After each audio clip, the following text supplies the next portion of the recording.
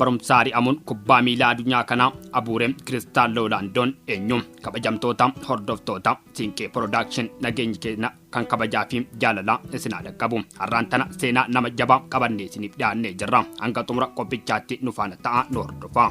Kubbaan miilaa garasitti jireenya taphataa beekamaa addunyaa Cristiano Ronaldo maal fakkaata kan jedhu laalla. Cristiano Ronaldo bara 2010 ture ilma isaa jalqabaa Cristiano Junior kan argate. Haati ilma isaa eenyu akka taate garuu isumaa fi harmee daa'ima isaa darbes maatii isaa yoo ta'e malee hagammaa namni beeku hin jiru.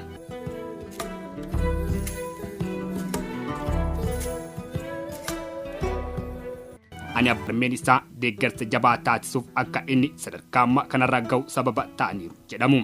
Ronaldoon amantaa kaatolikii nama hordofu yoo ta'u tapha duraa fi booda kadhachuun beekama. Ronaldoon taphataa yeroo hundaa xiiqiin taphatu galchee lakkoofsiisuu fi mo'achuun itti fufani.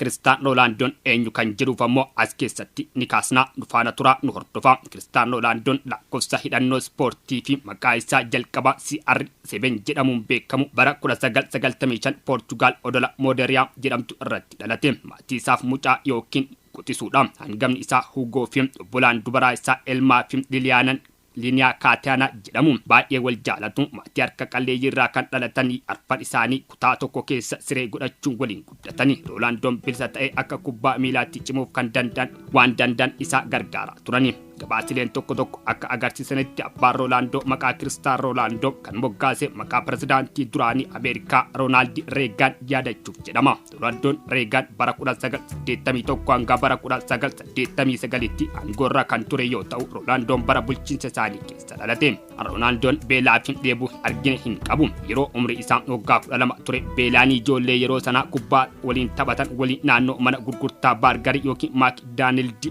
jedhamuun kadhatanii nyaatanii beekum. Dubartiin Adinaa jedhamtu tokkoo fi namoonni biroon manicha keessa hojjetan yeroo deemanii nyaata kadhatan kennaniif turani. Kun guyyaa tokko osoo hin taane irra deddeebii waan ta'eedha. Paawundii miliyoona 11.24 ta'uun Manchester United gale. Taphataa qaalii umrii xiqqaan bitame jedhamuun hedduu faarfame. Umrii isaa waggaa 23 badhaasa Baalaan Doorii jalqabaa isaa mo'ate. Yeroo sana paawundii miliyoona 80 oliin gabaa taphattootaa yeroo sanaan ammoo riikaardii kan ta'e Real Madrid mallatteesse. Ronaldoon waancaa Premier League, Champions League, La Liga fi kan erga mo'atee waggaa 18 booda kilaba isaa duraanii Man United deebi'eera. Isa dura garuu Xaaliyaan deemuun Juventus taphateera. Ga'umsa isaa liigota adda addaa keessatti mirkaneesseera. Amma ammoo kilaba Saudi Arabiyaa Al Nassr taphachaa jira. Yeroo gara biyyoota adda addaatti imaluun taphachaa ture kana ijoollee isaa kunuunsuu fi jaalala barbaadu kennuuf Joorjiinaan biraa haftee hin beektu.